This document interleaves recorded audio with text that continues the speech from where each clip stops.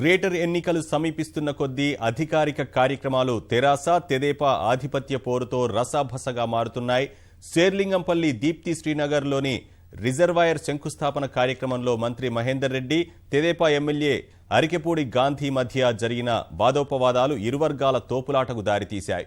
శంకుస్థాపన అనంతరం ఏర్పాటు చేసిన వేదికపై అపరిష్కృత సమస్యలు పరిష్కరించాలని తెదేపా ఎమ్మెల్యే గాంధీ నిలదీయగా, జాప్యానికి గత ప్రభుత్వాలే కారణమని మహేందర్ రెడ్డి బదులిచ్చారు.